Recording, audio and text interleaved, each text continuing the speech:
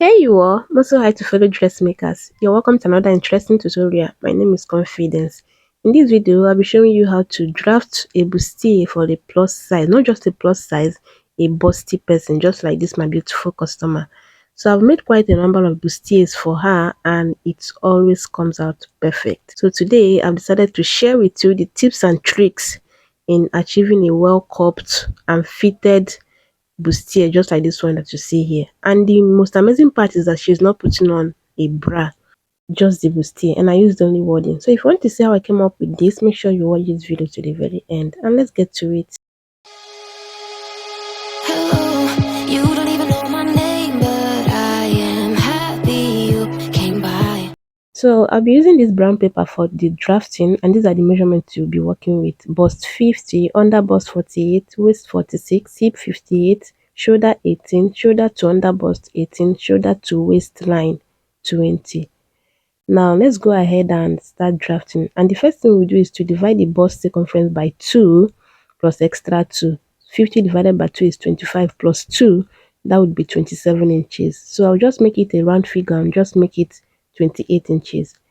Now I'm going to place my measuring tape like this and measure 28, then get the midpoint of 14 inches and then mark it just like this, just to make sure I have a space for both the front and then the back. So it's just basically the same way you draft out a pattern or you prepare your pattern to draft a bustier. Okay, it's nothing different.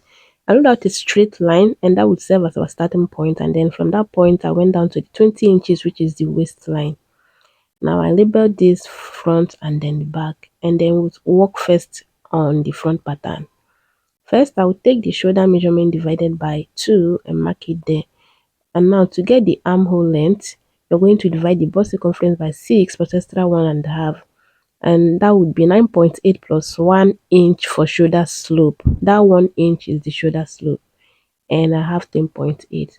So I'll go down from the top line to 10.8. And then on that 10.8, I will mark my shoulder measurement divided by 2 again. I'll just mark for the back. I like doing it the same time, just the armhole yet, okay? Just something like this. Now, because of the neckline I'm working with, I'll just do 3.5 as the width, and then I'll come to this shoulder line and mark 1.5 as the shoulder slope, connect it to the neckline like that. I'll now measure what I have from that shoulder slope to the end of the armhole line and then get the midpoint. From that midpoint, I'll come in by 1/2 inch. Just basically the same way you draft out a basic bodice. We'll get to the main business of the day, but first let's take care of all of this. Now I'll take the bust measurement divided by 4 plus extra 1/2 inch for ease. I'll go to the waistline and take the waist measurement divided by 4 plus 1.5 for that. Okay, we'll be taking the that later, but for now let's have it there. Now I'll be able to connect the armhole from that midpoint to the bust measurement divided by 4. And this is actually the business of the day. So for most plus size or busty people, the distance between their under bust to the waistline is actually 2 inches. It's just in rare cases that you see 3 to 4 inches, okay? If the person has a flat tummy, that's when you will see that the distance between the under bust to the waistline is actually 3 inches to 3.5 or even 4 inches. I have someone like that. The distance between her under bust to the waistline is actually 3.5 because she's busty, she's tall and has a flat tummy. That's why it's like that. But this my customer is quite on a big side, and then the distance between her under bust to the waistline is 2 inches because her tummy is quite big and then she is busty. So having taken care of the under bust, now let's work on the bust point. So what I usually do when I'm measuring a busty person is to just target the under bust. From the shoulder to the under bust, that's what I usually do. I do not even bother about the bust point or the waistline. And that's not to say that it's not good to measure the from shoulder to the waistline. Please go ahead and measure it. Then when you're sure of the under bust, what you're going to do as the bust point is to go up 5 inches or 6 inches from that your under bust line. Okay, depending on how big the bust is. The max I've actually used is actually 6 inches from the under bust, and the reason for that is that you want something that will cup something that will create enough space to contain their bust and not show their cleavage. Especially for this person I'm working with, she really do not like to show her cleavage. So I usually come up from the under bust line 6 inches, and that would serve as the bust point. So basically, the bust point is 12 inches while the under bust is 18 inches. I know it's actually a nightmare for some people to make bustiers for plus size or busty people, but if you follow this tip, trust me, you come back to thank me later. Now we have the bust point, under bust, and then the waistline. I'm going to get the bust span, and again, if you don't know how to get your bust span, divide your bust circumference by 4 and minus 2 inches. For me, it gives me 5.5 as the bust span, and I'm using it here. I'll connect it from the waistline up to the bust point. Now for the dart, normally we usually do 0.75, which is 75% tightening for the waist dart, or you do 1 inch, which is 100% tightening, and then you connect it to the bust point. So I will use 1.5 here, which is actually the allowance I added here. You connect it to the bust point, and then when you want to tighten the under bust, you measure what you have from the center front here to the dart leg, and then you transfer what you have there to the other dart leg and measure it to the end of the line there. And you see that I do not even have enough to tighten the under bust, but I will still tighten it to give me what I want. So when you have something like that, you just go ahead and mark half inch on both sides of the dart leg. So we use this method for the smaller bust. You can actually use it for a busty person, but like I said, I want this to cup very well to create enough space to contain her bust so that her bust doesn't have to show after wearing the dress, but not in a way to make it very uncomfortable at the under bust. Okay, don't do too much at the under bust. So what I'm going to do is to use 2.5 to tighten the under bust. First, I'll just clean out this line, and even though it's not visible, then I'll mark my 0.75 on both sides here as the waist dart. Then you can decide to do 1.5 on this side here, 1.5 here, and then the other 1 inch on this side, making it 2.5. That's if you want. Or you divide the 2.5 into two equal parts, and that would be 1.25 on both sides. You mark the 1.25 on this side and 1.25 on the other side, making it 2.5. So whichever one you want, go ahead and do it. It will still give you the same result. Then you're going to connect from either of these, either 1.5 on the other side and 1 inch on this side, or 1.25 on both sides. And I use the 1.25 on both sides. And you're going to curve it like so.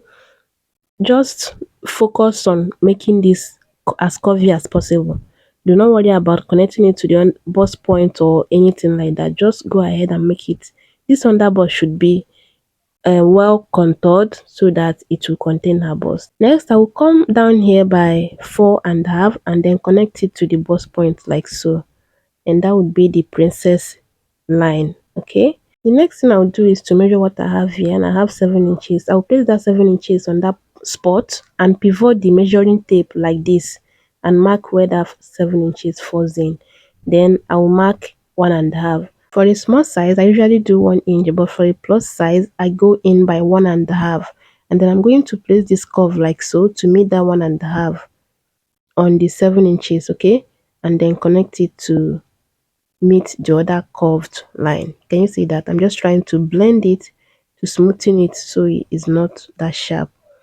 Now you're going to curve the armhole, and please make sure it's as curvy as possible to avoid any form of bulge at the armhole. Okay, so now back to the neckline. This is on request. That's how she wants it. So like I said, I used 3.5. Then I'll come down here by 10 inches, which I later used 9.5. Okay, go down to how low you want it, and please also take note of the cleavage, especially if you don't want it to show. Then I'll come down here by 7 inches. Then on this side here, on the armhole part, I'll come in 2 inches. So I'll connect these 3 points together. First, I'll connect from the 3.5 neckline width to that 7 inches, and then I'll just curve it to the 10 inches here. Can you see? So I shifted the curve, and I have 6 inches now instead of the 7 inches. I think 6.5. So go ahead and do any kind of neckline that you want, but this is what I'm going for this tutorial. Now let's go over to the back, and the back is pretty simple. So please also measure the person's back length to be sure. Normally this person back length is actually shorter by 2 inches, but I'm going to use the same thing I used for the front because I don't want to draft the skirt part. She has zip, and there's a way you draft the skirt to create a space for the butt, but I don't want to draft anything about the skirt. So I'm going to leave what I have here, but please measure the person back length to be sure that you're doing the right thing. Then I'm going to tighten the center back by 1 inch and connect it to the top like so. Curve it to the top like that. And next, I'm going to start from that point and measure the dart. Because of what I'm doing, that's why I'm using this 6.5 here. Okay, it's going to have a piece which I will fix the eyelet. It's going to be those back that has lacing plus zipper. That's what I want for this particular dress. So I mark the 6.5 width of that, then 7 inches as the length. Then on both sides, I marked half inch on both sides and connect it, pivot it to that 7 inches. Okay, then I'll start from the center back tightening line and measure the bust measurement divided by 4, and then the waist measurement divided by 4 on the waistline plus the 1 inch dart intake. Next, I would slant the shoulder by 1 inch. The front is 1.5 while the back is 1 inch to 3.5 neck width, and then for the depth of the neckline, for now I use 2 inches, and then later I modified it because this half length is 20 inches, and then her hip line is 10 inches plus 20, that would be 30, and the zipper is supposed to stop on the hip line. So I modified the neckline so that it will contain the zipper that I want to use. I want to use a zipper of 24 inches or thereabout. So I modified the neckline just to be the same with the zipper length that I want to use. Okay, so go ahead and do any type of neckline that you want. And if you don't want to add that, just go ahead and do your normal waistline measurement and connect it to the bust line. Then you're going to curve the armhole like that. I'm not tightening the chest line for the back. I just curved it like that. Now I want to add the bust dart, and like I say, the front and then the back length is the same. So I'm going to use 2 inches here to add the bust dart, and we are going to replace that 2 inches here now. Can you see? From the waistline, I come down 2 inches. Then I will extend this bust span line here. Just this bust span line, I will extend it. Then measure what I have here, and then do the same thing on this part, that the 2 inches falls in. I'll connect it straight on the side here, and then I'll slant it to this dart leg. Can you see that? I'll slant it to that dart leg there, and that's it. So that's how you add your bust dart in case your front and back length is not the same. Okay, so we got It's only been a few days. I set my eyes on you, babe. Is it love at first sight? Turn on the lights, see the mess you made. 1, 2, in love with you. 3. like I said before, the back is going to contain a piece that will contain the eyelet for the lacing. So I want to extend the dart to the point of the armhole line, and then I'll just also extend the dart legs like that. It's as simple as that. Then I'll continue the cutting. Pick me up, oh, and tell me you know for sure. What you want believe. If you don't want to add that, go ahead and close it up like so. Just close it on the pattern before you transfer your pattern to the fabric, in case you don't want that. Most times I do not even add that to my lace fabric, to the back. Okay, but because of what I'm working with on this particular pattern, that's why I'll leave the dart there. Now let's go ahead and cut the front. First I will slash open the bust span line to the bust point, and then close the bust dart just the same way you close your bust dart. I'll tape it down with this masking tape, then I'll continue cutting. It's only been a few days. I set my eyes on you, babe. Is it love at first sight? Turn on under the lights, see the mess you made. 1, 2, in love with you. 3, 4, I'm on the floor, come pick me up, oh, and tell me you know for sure. Don't forget to blend in this part before cutting. I almost forgot. Thank God I remembered on time. Then I'll cut the rest. I'm not deceived, not deceived. And my love go past the love you give me.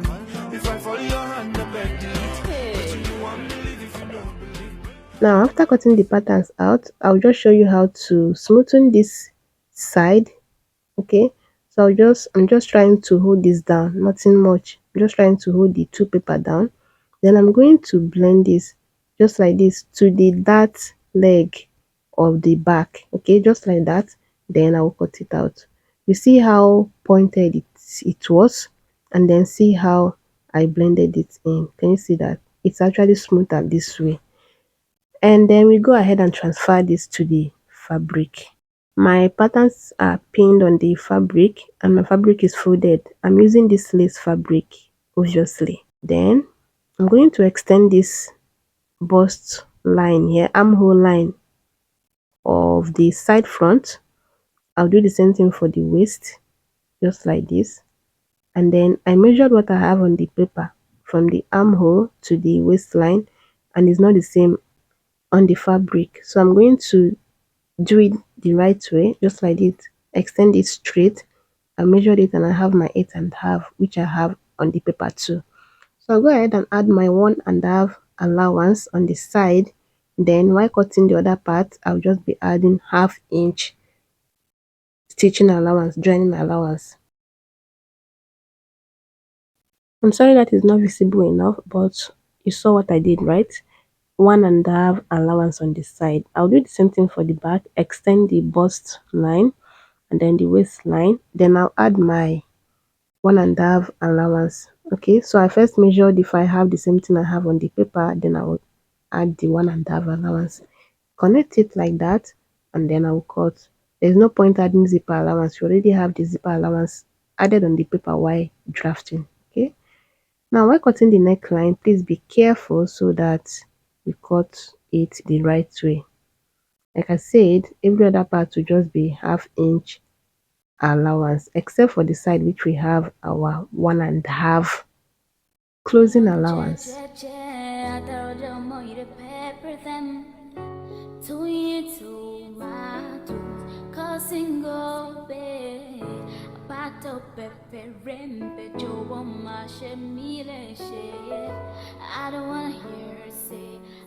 Don't forget to notch the under bust for both the center front and then the side front. And after cutting the lace, I'll just go ahead and cut the lining. I used doll face and I did not add any paper stitch, just wording, one layer of the soft wording, and that's it. The only thing different is just the drafting. Every other thing is just the same way you do your regular bustier. And once your bustier is well contoured, trust me, you do not need all those olishi to make it well cupped. So this will be the end of our tutorial for today. I hope you found it very helpful. Let me know your thoughts in the comment section and I'll see you on my next one. Be good. Bye.